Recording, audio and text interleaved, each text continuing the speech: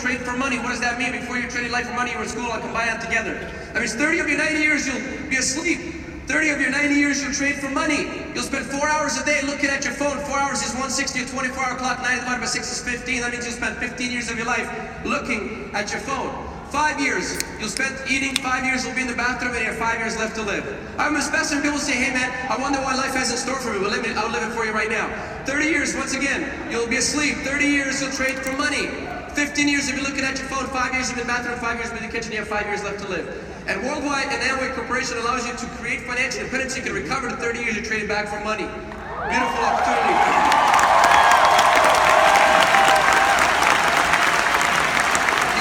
Thing you should always invest in is yourself. It's the only guaranteed rate of return. And you don't necessarily want to invest money, you want to invest time. Why? Because time is the great equalizer for 2 reasons. Number 1, it is the great equalizer. Everyone has 24 hours a day. Nobody has more time than the other. Number 2, you have it. Never say I don't have time. That means if you ever say something like that, it means you're surrendering the most precious resource and the number 1 asset you have, which is called time, which really means you're out of control. Right? Time is the most precious asset we have if we know how to manage and lead ourselves well. Okay? So time is a liability if you don't know how to do those things. How do you create wealth in the marketplace? Here's how you do it. You bring value to the marketplace. Marketplace means people. So how do you create wealth? You bring value to other people, which means you have to value people first, and you have to add value to yourself so you become valuable to others. So here's the sequence. You add value to people. People will reward you financially because of the value you give. That financial reward will buy your time back. Your time will allow you to live out your dreams. So value, money, time, dreams. Okay, which if you don't value people, it becomes hard to add value to them. Okay, now if you add ongoing value, that means you get ongoing income.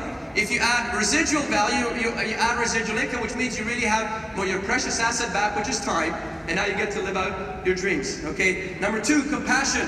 So generosity, number 1. Compassion, number 2. What's compassion? True compassion is helping other people help themselves so that they can be independent without you. That's what compassion is.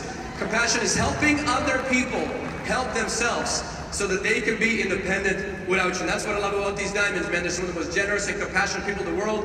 Every single diamond has already been wealthy without us. So they're here because they're generous and compassionate. They're offering a tremendous amount. Courage over conformity. Number 3 way you create wealth. You got to develop courage.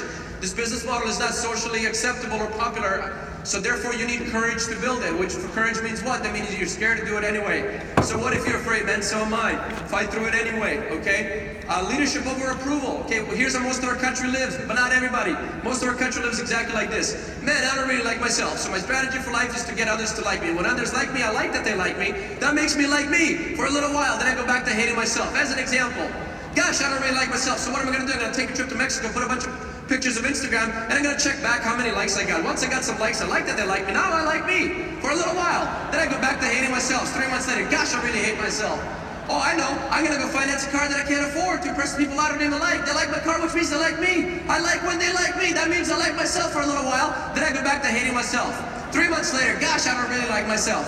Oh, I know. I should go back to school and study a non-money subject to impress my parents. My parents like me. I like that they like me. That makes me like me for a little while. 3 months later, gosh, I really hate myself, and the cycle goes on and on and on and on and on.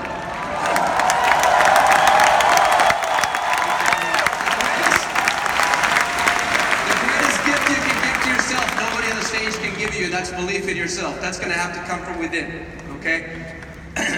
Midlife crisis.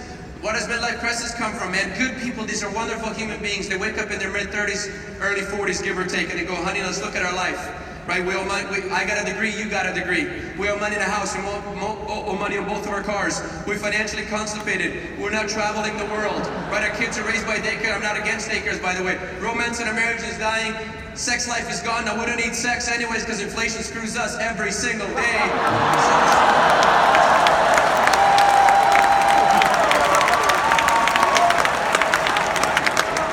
And we're stuck in the rat race. What's the problem with the rat race? 2 problems. Problem number 1, even if you win, you're still a rat. Problem number 1.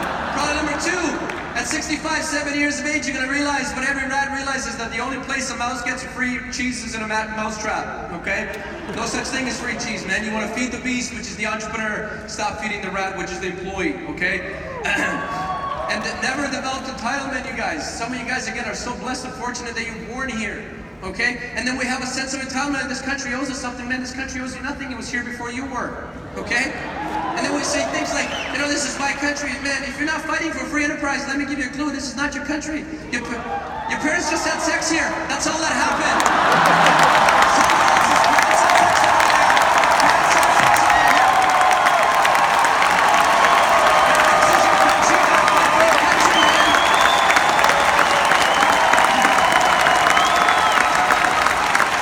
I hope that's not too strong. I apologize if it is. I hope they let me speak again. Okay. Raise your hand if you believe tomatoes are vegetable. Raise your hand if you believe tomatoes are fruit. Tomatoes are fruit. Welcome to Worldwide, where you find that out. I mean, I'm not trying to be cool, guys.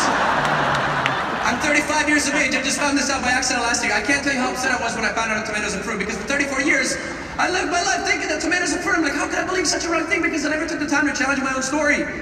Guys, you gotta take the time to challenge your story. When you challenge your story, it's a win-win situation for you for two reasons. Reason one, if you find out you're right, you're gonna be right even more, and you're gonna believe it even with more conviction. If you find out wrong, you have plenty of time to change your living situation. And then I got even more upset when I said, man, I could have lived and died thinking that tomato is a vegetable. I'm so glad that I got exposed to Worldwide. So I started to think, man, if my family is wrong on fruits and vegetables, what else could they possibly be wrong at?